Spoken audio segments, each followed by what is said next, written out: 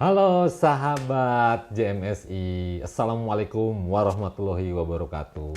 Ketemu lagi bersama saya Julian Tiko. Saat ini nih waktu-waktu terakhir kita akan meninggalkan Batam setelah kita lakukan Rapimnas kemarin, SMES KPK, terus keliling-keliling Kepulauan Seribu. Nah, kita udah dan ini hari terakhir, mungkin besok kita akan pulang. Akhirnya kita dapat juga nih yang harus kita interview, Ketua JMSI dari Aceh, tidak lain tidak bukan Bang Hendro Saki. Nah, selamat datang Siap, Bang Hendro. makasih Mas Kita Tiko. boleh ya ngobrol-ngobrol ya, karena penting banget teman-teman ketua ini sudah hadir di sini. Kita susah banget nih, karena memang abang yang satu ini sibuk ya, sibuk ya. Jadi kalau udah ketemu pasti ngobrol, akhirnya malam, akhirnya baru besok. Nah, hari ini kita berkesempatan. Alhamdulillah ya Bang. Alhamdulillah. Gimana perjalanan di sini? Cukup menyenangkan? Ya, alhamdulillah sejak kemarin kita tiba hari Jumat sore, kita langsung ikut kegiatan sampai malam. Sabtu kita main bulu tangkis dengan Pak Firly. Menang Abang? Waktu main sama Taufik Hidayat kemarin menang. Oh, oke. Taufik Hidayat juara dunia ya. Iya, juara dunia. Jadi Abang melebihi juara dunia. enggak, karena kita bilang kalau kita kalah nanti kita beritain yang jelek-jelek dia. Jadi dia menang. Enggak, bercanda. Ya, kemudian hari ini tadi kita ke Pulau Penyengat di bawah sama teman-teman dari sini. Jadi kita di sana semacam wisata sejarah ya. Karena di Pulau Penyengat itu ada satu masjid yang sangat Warisan Kesultanan ya? iya, warisan kesultanan yang punya nilai sejarah ya. Tadi kita baru kembali kemari sore tadi sampai. Iya. Perjalanan ini sengaja dilakukan oleh teman-teman JMSI dalam rangka mempromosikan potensi wisata yang ada di Batam. Saya mau nanya, potensi wisata yang ada di Aceh itu apa aja sekarang? Ini Aceh ya? Kalau Aceh itu komplit ya. Jadi di sana ada wisata laut. Misalnya daerah destinasi yang menarik itu kita bisa ke Sabang, Titik nol. Pulau W, atau kita mau ke barat selatannya, di sana ada Kepulauan Singkil ya. Singkil Semelu yang juga punya potensi alam yang luar biasa. Kemudian potensi pantainya juga banyak, ada Pantai Loknga yang terkenal. Kemudian pantai di Grute, Aceh Besar, Aceh Jaya. Jadi semua, karena Aceh itu kan letaknya secara geografis di ujung pulau ya. Jadi memang sepanjang pulau itu garis pantainya hampir 5.000 km Barat timur persegi. gitu ya? Jadi keliling pantai semua.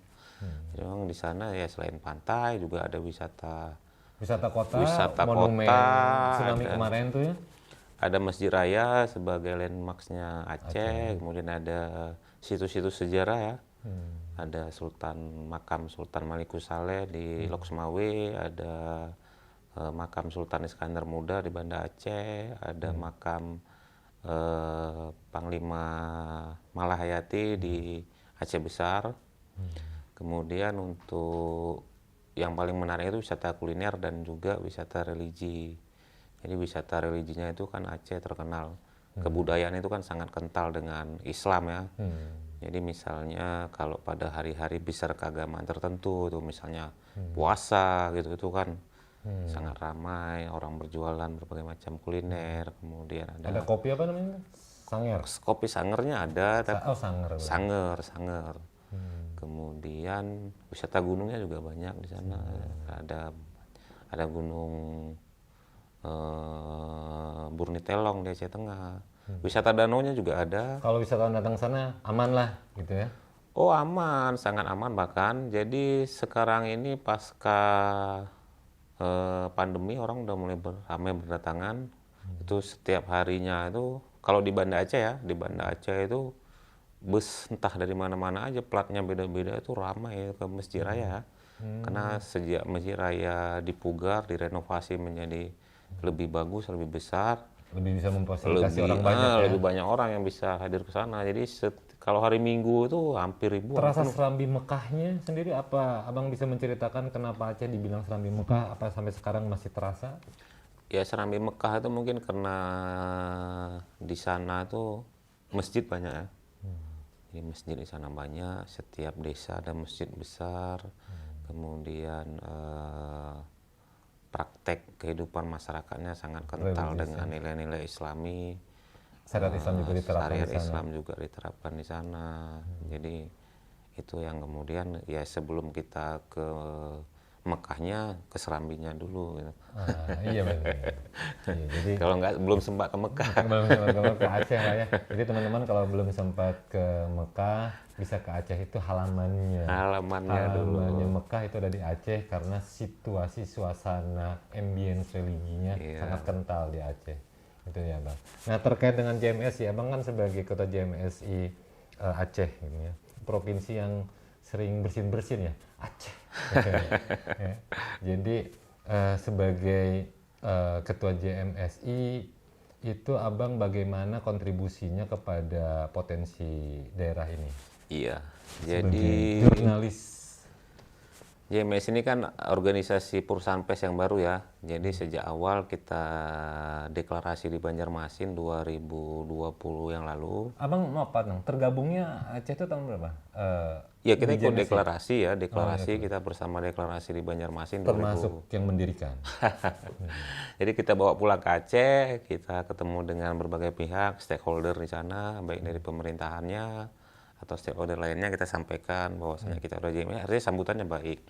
Nah dalam perjalanannya kemudian kita juga membangun banyak kemitraan, baik dengan pemerintah Acehnya atau pemerintah kota, Swasta juga. kita juga membangun pemerintahan. Jadi selain bicara tentang penguatan organisasi, kita juga bicara tentang daerah ya. Artinya dalam kurun 2 tahun terakhir kita sudah sering bermitra ya, terutama dengan Dinas Pariwisata dan Kebudayaan. Jadi corong untuk mempromosikan. Iya, jadi kita destinasi wisata Aceh ya. jadi kita bermitra dengan Dinas Kebudayaan dan Pariwisata untuk memberitakan terkait dengan potensi-potensi wisata di sana, baik wisata religinya, baik wisata budayanya, kulinernya, dan juga spot-spot di sana yang kita beritakan. Jadi saat ini itu yang selain itu kita juga banyak bekerja sama dengan pemerintah daerah untuk ya mendorong transparansi publik, pelayanan publik lebih baik, dan juga Sebagai alat kontrol juga ya. Iya, Selain dan mempromosikan juga alat kontrol media itu.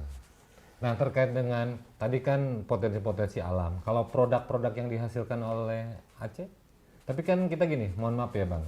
Kita kalau di luar sana, di luar Aceh itu melihat Aceh itu ganja, itu tuh suka ada kental ganjanya. Ganja itu di Aceh itu sendiri seperti apa sebenarnya? Bisa nggak klarifikasi bahwa produk itu nggak ganja Aceh itu? ya ganja ini kan istilahnya tanaman endemi ya. Kalau di Aceh itu tanaman endemi, memang habitatnya ya memang di sana tumbuh subur gitu. Bahkan di bawah burung kadang bijinya gitu ya. Tapi itu pada masa dahulu kali ya. Kalau sekarang kan ganja itu masih ada, tapi itu kan tidak masif ya, orang tidak menanam ganja, tapi itu hanya pada di tempat-tempat tertentu yang itu memang kegiatan dilarang ya, dilarang dan ilegal. Dan selama ini juga baik itu polisi dan BNN sering melakukan operasi-operasi untuk pemusnahan ganja itu sendiri. Tidak yang bercocok tanam langsung lah gitu ya. Nggak ada, itu nggak ada. Alami lah. Ada yang ditanam tapi Kepentingannya bukan kepentingan itu kegiatan bukan ilegal buat ya. makza gitu ya, tapi untuk kepentingan sayur-sayuran mungkin ya. Bumbu rempah apa itu dari? Iya, memang itu pada masa dulunya ya, pada masa dulunya kan memang karena ini tanaman endemi, jadi ganja itu banyak digunakan. Tapi itu kan Untuk konsumsi aja. untuk salah satu bahan untuk bumbu masakan. Jadi teman-teman jangan salah gunakan ganja. Kalau di Aceh itu bisa sebagai penyedap rasa atau salah satu bumbu. Kalau teman-teman lalu ngebakarnya itu beda urusan, itu beda negara gitu. Gitu ya Bang. Betul. Nah terus sekarang apa yang dirasakan oleh teman-teman wartawan ketika gabung dengan JMSI. Terus kenapa JMSI? Karena kan jaringan yang serupa juga ada. Ya, yang pertama mungkin mungkin karena ketuanya keren kali ya. Oh, Om Teguh, ini kayaknya harus naik lagi posisinya. Setelah jadi ketua jadi pembina. Ya, oke. Ketua umumnya kan? Iya, ketua Acehnya dong. Ketua Acehnya juga, ketua Aceh bukan ketua umum. Oke, lanjut Bang Hendro. Iya, yang pertama memang kita sebagai organisasi daerah yang menginduk kepada organisasi JMSI pusat, banyak hal strategis yang kita bicarakan, juga kita banyak kegiatan-kegiatan dalam bentuk penguatan kapasitas kewartawanannya, dan juga kita di sana termasuk organisasi yang kuat ya, artinya media-media cyber yang tergabung dalam JMSI itu adalah media yang top lah kita katakan kan, top. Sudah terverifikasi Sudah akreditasinya. terverifikasi dan juga media Berapa top. jumlah anggotanya yang sudah terkumpul di Abang? Saat ini ada 22 perusahaan Wih, pers. dari 10 kota malah melebihinya. Iya, 22 perusahaan pers itu hampir 10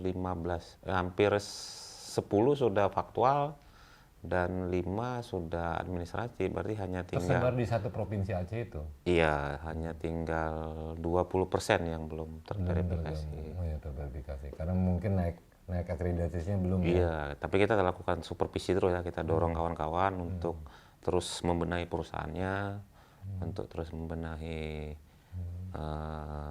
wadah mereka kan. Oh, Abang punya program untuk pembenahan itu, termasuk advokasi mungkin perlindungan terhadap wartawan-wartawan cyber? Enggak, jadi kita kan organisasi perusahaan pers, jadi kita bukan organisasi profesi ya.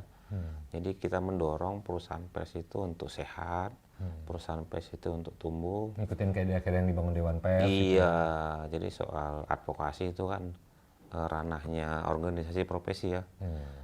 Tapi kita sebagai perusahaan pers, wadah perusahaan pers, karena kita kan sebagai organisasi perusahaan pers kan entitas bisnis ya. Kita entitas bisnis ya, jadi kita dorong kawan-kawan untuk melakukan praktik-praktik bisnis yang sehat. Bisnis yang sehat itu akan mendorong wartawan juga sehat. Ketika wartawannya sehat, maka produk jurnalistik yang dihasilkan juga akan berkualitas. Waduh, jelas ya.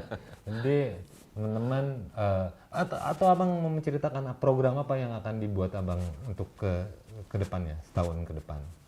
Ya, yang pertama target yang sudah kita lampaui ya, artinya di awal-awal sejak 2020 kemarin itu kan baru hanya 3 perusahaan pers yang tergabung di JMSI itu yang faktual ya.